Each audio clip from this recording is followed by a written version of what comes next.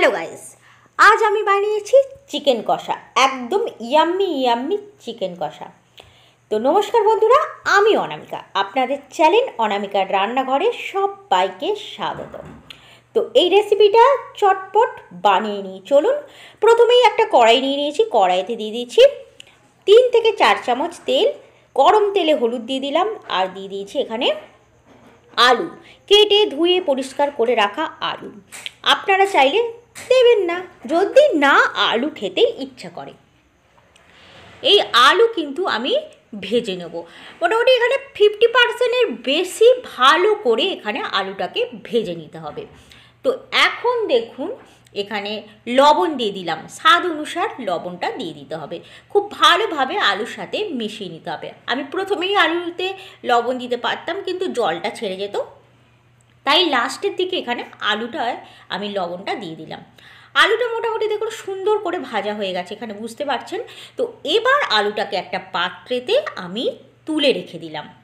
সমস্ত আলু তুলে নেওয়ার পর যে অবশিষ্ট তেলটা আছে, এখানে ফোড়ন হিসেবে দিয়ে দিলাম একটা তেজপাতা, দিয়ে দিচ্ছি একটা শুকনো লঙ্কা, আর এখানে 1 চামচ পরিমাণ জিরে। জিরেটা একটু বেশিই দিয়েছি আমি, যাতে ফ্লেভারটা একদম খুলে বেরিয়ে আসে।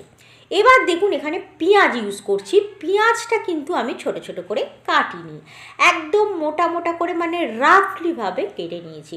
একদম সরু সরু করে কাটার দরকার নেই, রাফলিভাবে কেটে নেবেন। পেঁয়াজটা দেবার পরই মধ্যিখানে একটা জায়গা করে নিচ্ছি। কিসের জন্য? ভিডিওটা দেখতে থাকুন, কেন জায়গা করে নিলাম। এখানে দিয়ে দিচ্ছি রসুন, হ্যাঁ, গোটা গোটা রসুন। ব্যাস 8 থেকে 10 কোয়া এখানে রসুন দিয়ে দিলেই হবে। এবার একটুখানি নাড়িয়ে চাড়িয়ে নিচ্ছি। এখানে নাড়িয়ে চাড়িয়ে নিলে একটা রসুন, পেঁয়াজ সব কিছুর একটা ভাজা ভাজা হালকা একটা গন্ধ যখন আসতে শুরু হবে, তখন এখানে দিয়ে দিচ্ছি ধনে গুঁড়ো, ধনে গোটা ধরে, গোটা জিরে, কাঁচা লঙ্কা, আদা পেস্ট। ব্যাস বেশ কিছুটা মশলা, পেস্টটা দিয়ে দেওয়ার পর এখানে দিয়ে দিচ্ছি 1 চামচ, প্রথমে দিয়েছিলাম কাশ্মীরি রেড চিলি পাউডার, তারপরে 1 চামচ দিয়ে দিলাম শুকনো লঙ্কা। এবার এখানে দিয়ে দিচ্ছি হলুদ। হলুদটা দেবার পর সমস্ত কিছু খুব সুন্দরভাবে কষিয়ে নেব। কষাতেই থাকতে হবে যতক্ষণ না পর্যন্ত মশলা থেকে একটা তেল ছেড়ে বেরিয়ে না আসে। তো এইভাবেই কিন্তু আমি কষাতে থাকব। গ্যাসের ফ্লেমটা কিন্তু অবশ্যই লো টু মিডিয়ামে রাখতে হবে। এখন আপনাদেরকে দেখিয়ে দিচ্ছি, মোটামুটি কিন্তু সব কিছুই সেদ্ধ হয়ে গেছে। দেখুন রসুনটাও আমি হাতে করে টিপে দেখিয়ে দিচ্ছি, রসুনটাও এখানে খুব একটা সেদ্ধ না হলেও সেদ্ধ অনেকটাই হয়ে গেছে। তো এই সময় আমি দিয়ে দিচ্ছি টমেটো। টমেটো একটা বড় সাইজের টমেটো নিয়েছি, একটা টমেটোই কিন্তু আমি এখানে দিলাম। টমেটোটা দিয়ে এবার আবার ভালো করে এখানে নাড়াচাড়া করে নিচ্ছি, যাতে টমেটোটা একদম মশলার সাথে খুব সুন্দরভাবে মিশে যায়। আর এই মশলাটা কিসের মশলা? এটা হচ্ছে চিকেন মশলা। যে কোনো চিকেন মশলা দিয়ে দেবেন 1 চামচ, বড় চামচের 1 চামচ দিয়ে দিলেই হবে। এই সময় কিন্তু খুব ভালোভাবে কষিয়ে নিতে হবে, কষানোটা কিন্তু মাস্ট। এবার দেখুন পেঁয়াজ সব কিছুই নরম হয়ে গেছে, কষানো হচ্ছে। ধুয়ে রাখা এখানে চিকেন, খুব ভালোভাবে ধুয়ে নিয়ে জল ঝরিয়ে নেওয়া চিকেন আস্তে আস্তে আমি মশলার মধ্যে দিয়ে দিচ্ছি। এটা পরিমাণটা মোটামুটি 700 গ্রাম চিকেন আছে। তো দিয়ে দেওয়ার পর স্বাদ অনুসার লবণ। এবার একটু নাড়াচাড়া করে নিতে হবে যতক্ষণ না পর্যন্ত এই মাংস থেকে বা চিকেন থেকে জল না বেরিয়ে আসে, ততক্ষণ কিন্তু আমাদেরকে খুব ভালো করে কষিয়ে নিতে হবে। এবার লবণটা দিয়ে দিলাম, যাতে খুব তাড়াতাড়ি চিকেনের জলটা বেরিয়ে যায় আর এখানে তাড়াতাড়ি চিকেনটা সেদ্ধ হয়ে যায়। তার জন্যই আমি এখানে কিন্তু দিয়ে দিলাম লবণটা। লবণটা স্বাদ অনুসার কম বেশি আপনারা করতে পারেন। এখানে দিয়ে দিলাম বড় যে এলাচ থাকে তার গুঁড়ো, হ্যাঁ, ছোট চামচের 1 চামচ বলতে পারে। এবার সমস্ত কিছু খুব ভালো করে কষিয়ে নেওয়ার দরকার। দেখুন সুন্দর করে কিন্তু কষাতে থাকতে হবে।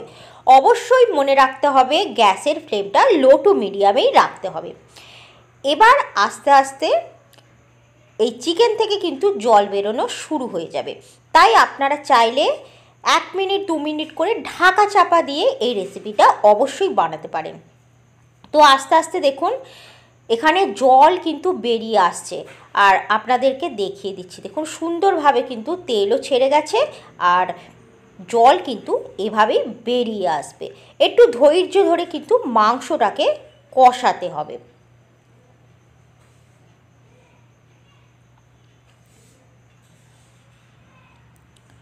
তো মাংসটা আমি কষাচ্ছি, আর সাইড থেকে দেখুন সুন্দরভাবে জল বেরিয়ে গেছে, আর ভেজে রাখা আলুগুলো এখানে আমি দিয়ে দিচ্ছি। সমস্ত কিছু এই গ্রেভির মধ্যে মিশিয়ে দিচ্ছি, যাতে যেটুকু বাকি আছে সেদ্ধ হতে সেটুকু যেন খুব তাড়াতাড়ি সেদ্ধ হয়ে যায়। আর ভেজে যেহেতু আলুটা রাখা ছিল, তাই খুব সহজেই আলুটা সেদ্ধ হয়ে যাবে। এখানে 2-3 মিনিট পর আবার ফিরে এসেছি। দেখুন একদম সুন্দরভাবে তেল ওপরে উঠে এসেছে, মাংসর থেকে জল বেরিয়ে এসেছে। এবার আপনাদেরকে দেখিয়ে দিচ্ছি কালারটা কত সুন্দর এসেছে। কি গরম গরম ভাতে এই রকম চিকেন কষা কেমন লাগবে, একদম জমে যাবে, জাস্ট ফাটাফাটি। এবার ওপর থেকে আরেকটু স্বাদ বাড়ানোর জন্য দিয়ে দিচ্ছি ধনে পাতা। এই ধনে পাতা কিন্তু এখন শীতকাল, তো বেশ কিছুটা পরিমাণ ধনে পাতা এখানে দিয়ে ঢাকা চাপা দিয়ে রেখে দিলেই হবে।